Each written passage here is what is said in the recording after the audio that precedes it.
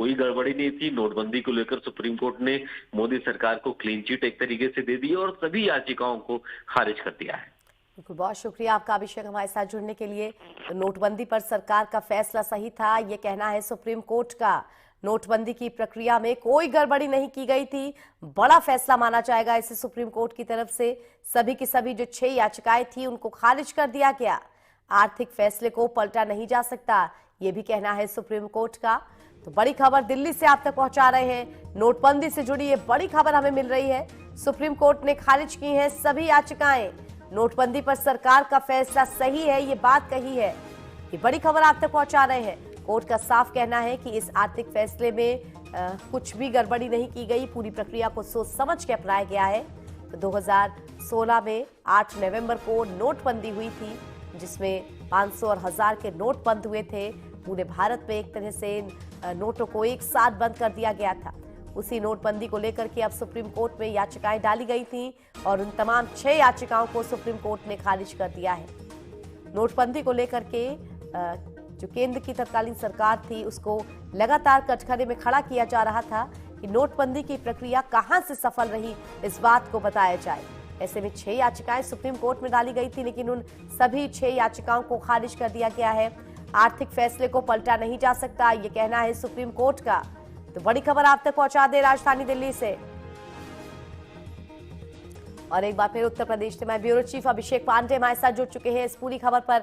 अभिषेक, जिस तरह से सुप्रीम कोर्ट ने ये बात साफ कही है कि जो आर्थिक फैसले हैं उन्हें पलटा नहीं जा सकता था और उस वक्त वो फैसले पूरे सोच समझ के लिए गए, साफ तौर पे सुप्रीम कोर्ट का ये कड़ा रुख है और सभी याचिकाएं खारिज की गई हैं इसके लिए। देखिए, सुप्रीम कोर्ट ने इस बात का परीक्षण किया है कि नोटबंदी यानी डीमोनेटाइजेशन की जो प्रक्रिया थी उसमें नियमों का पालन किया गया है नहीं, या फिर ये ओवरनाइट होने वाला फैसला था, या फिर इसके पीछे एक तकनीकी एक नीति बनाई गई थी, एक पॉलिसी तैयार की गई थी। उस पॉलिसी पे सरकार खरी उतरी है और जो प्रक्रियाएं की गई उस पर भी सरकार खरी उतरी है। ये सुप्रीम कोर्ट ने अपने ऑब्जर्वेशन में दिया है और ये कहा कि 6 महीने तक लगातार आरबीआई और भारत सरकार के बीच में बातचीत होती रही। जो जो तथ्य रखे गए थे, जिन कारणों से डीमोनेटाइजेशन किया जा रहा था, उन कारणों को भी भारत सरकार की तरफ से इन याचिकाओं के सुनवाई के जब जवाब में बताया गया तो उस पर भी सुप्रीम कोर्ट ने राहत दी एक तरीके से, उनको वैधता उनकी करार दिया। और इन्हीं सब बातों को देखते हुए जितनी याचिकाएं लगी हुई थी डीमोनेटाइजेशन को लेकर के कि ये फैसला सही नहीं था, इससे आर्थिक नुकसान हुआ है, उसको खारिज कर दिया है। सुप्रीम कोर्ट ने अब ये माना है कि जो भी करेंसी को हटाया गया उसके पीछे जो कारण थे और जो प्रक्रिया को अपनाया गया वो दोनों ही सही थे। बिल्कुल अभिषेक, यहाँ पर आम आदमी के मन में इस बात को लेकर के उथल पुथल हमेशा रही है कि नोटबंदी को लेकर के फायदे किस तरह के हुए। सरकार अगर उनमें से कुछ बिंदुओं को गिनवाए, या जिस तरह से काले धन की बात कही जा रही थी कि काला धन कैश जमा करके काफी सारे लोग रखते हैं, वो काला धन निकलेगा, वो सारी चीजें शायद सामने नहीं आई या सरकार की तरफ से नहीं उनको जनता के साथ साझा किया गया। इसी वजह से ये 6 याचिकाएं जो है ये डाली गई थी।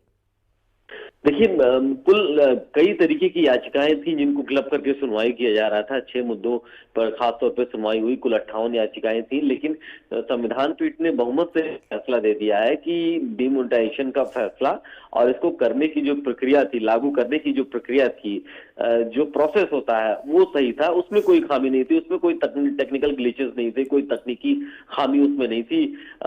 और डीमोनेटाइजेशन करने के पीछे की जो वजह भारत सरकार की तरफ से बताई गई थी उसको भी विश्लेषण के माध्यम से समझा गया और ये बताया गया कि इसकी आखिर में जरूरत क्यों पड़ी थी। उस समय लगातार ये कहा गया कि काला धन तो है ही, लेकिन इसके अलावा एक बहुत बड़े अमाउंट में जो ये 500 और 1000 की जो करेंसी है, जो गलत तरीके से जिसको छापा गया था, प्रिंट किया गया था, उसका इस्तेमाल टेररिस्ट एक्टिविटीज में हो रही थी, आतंकी गतिविधियों में इसका इस्तेमाल किया जा रहा था, ब्लैक मनी के रूप में बहुत सारा धन दबा के रखा गया था जिसका इस्तेमाल किया जा रहा था गलत कामों में।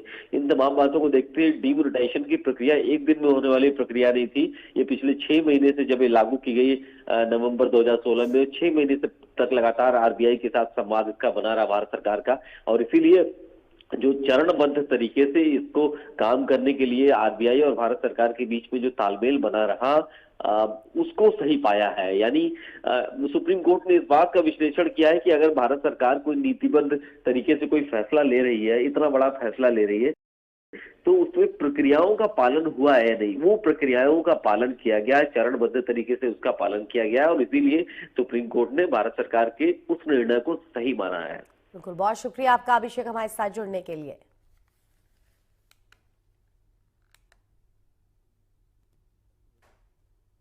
खबर अब मथुरा से है।